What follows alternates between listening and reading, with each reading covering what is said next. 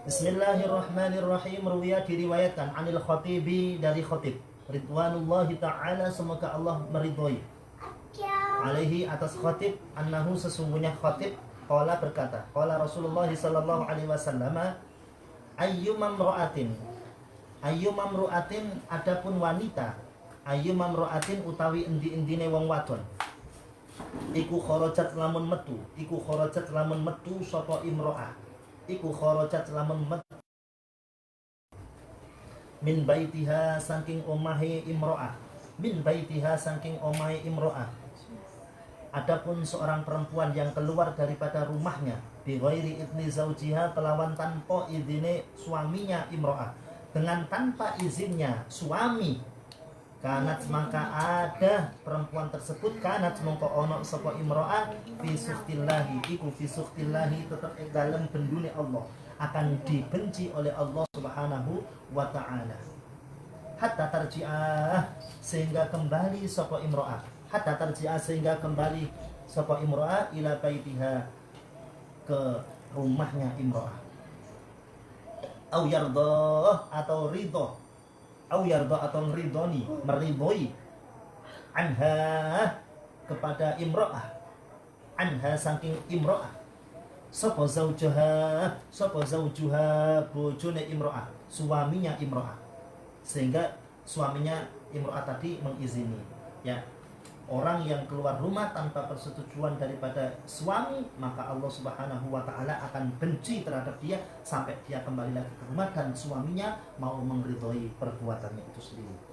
Rawa at-Tirmidzi, ya. Rawa at-Tirmidzi an Ummi Salamah qala Rasulullah sallallahu alaihi wasallam, ayyumam ra'atin utawi endi-endi wong wadon, perempuan yang mana matat lamun mati,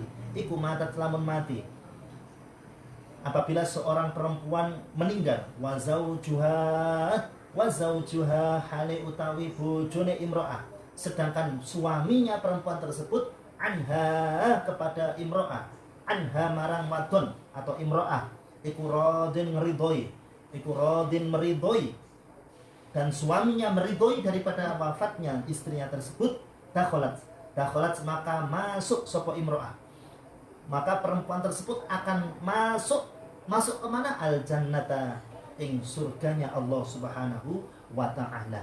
Perempuan di saat dia meninggal, suaminya itu meridhoi, maka perempuan tersebut akan bisa masuk ke dalam surganya Allah Subhanahu wa ta'ala. Oleh karenanya jangan sampai ya kejengkelan suami itu sampai kepada kematian kita. Ya, kalau kita mati ada perkara yang salah yang suami itu belum bisa meridhoi, mustahil perempuan tersebut bisa selamat dari api neraka. Artinya ya, orang tersebut sulit sekali untuk masuk ke dalam surganya Allah Subhanahu wa ta'ala. Warawa dan meriwayatkan sapa At-Tabrani, ya, Imam At-Tabrani wa Ibnu Khuzaimah wa Ibnu Hibban fi sahihaihima, di dalam sahih keduanya. Warawal al-Baihaqi, dan meriwayatkan Imam Baihaqi, warawayul Baihaqi qala Rasulullah sallallahu alaihi wasallam, salah satu utawi wong telu, salah satu tiga golongan, la yaqbalullah iku la yaqbalu, tidaklah menerima, ora nerima sapa Allah tidaklah akan menerima lahum kepada tiga golongan tersebut, lahum marang salasa, salatan ing salate wala tus'atu lan ora den unggahake, wala tus'atu dan tidaklah dinaikkan, ya, atau dinaikkan amal ibadahnya, yaitu tidak akan dinaikkan lahum kepada tiga golongan, apa hasanatun, beberapa kebagusan, ya,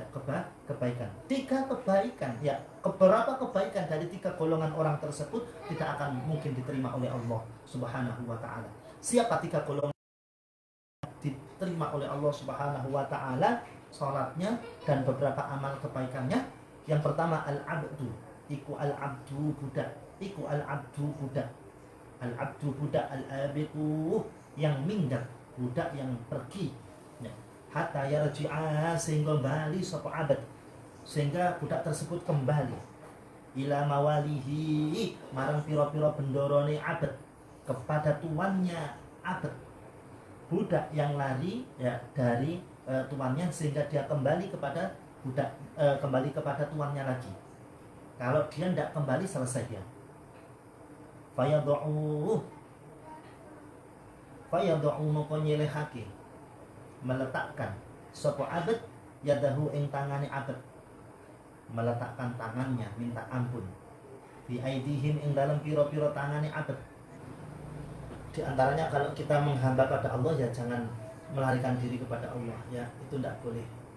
Ya, Nabi Yunus pernah ditegur sama Allah Subhanahu wa taala, ibadah 13 tahun. Ibadah apa itu namanya? Dakwah 30 tahun, hanya punya santri 13 orang. Ya, 13 orang. Sudah kesel dibilangin kaumnya masih dablek, masih nakal. Akhirnya minggat Nabiullah Yunus alaihissalatu wassalam. Di saat pergi naiki perahu kapal besar, ya oleng, karena kapal ini kalau dinaiki kebiasaannya punya satu riwayat, kalau dinaiki oleh orang-orang yang narapidana atau buronan, lah ini pasti oleng kapal ini, walaupun yang naiki nggak overload, ya pastilah oleng. Oleh karenanya seorang nakoda ini, seorang nakoda ngobrol, siapa ini? Ada penyusup, ada yang buronan nih, melarikan diri ini. Ya. Maka Nabi Yunus ngaku, saya lah buronan. Ya, buronan kepada Allah Subhanahu wa taala. Saya lari ya dari Tuhan saya, ya. Siapa? Allah Subhanahu wa taala. Tugas saya adalah mengabdi kepada Allah. Saya tugasnya ngajar, tapi saya sudah sadar, ya nabi maksum, ya. Artinya ditegur langsung sama Allah Subhanahu wa taala. Loh, ada buronan kok ngaku pasti bukan buronan, kata supir daripada nahkoda daripada kapal itu sendiri. Sampai diundi. Ya, diundi pun juga jatuh nama Yunus. Sehingga Nabiullah Yunus ditenggelamkan sama Allah Subhanahu wa taala, kemudian diselamatkan melalui ikan nun. Ya, ikan nun. Di dalam perut ikan nun inilah turun suhuf la ilaha illa anta subhanaka inni kuntu minadh dhalimin. Turun daripada subhanaka la ilaha illa anta subhanaka inni kuntu minadh dhalimin. Aku dalam keadaan gelap, maksudnya Allah Subhanahu wa taala, tiada Tuhan selain Allah Subhanahu wa taala. Untuk minadh dhalimin, ada dalam diri saya adalah tetap gelap, ya.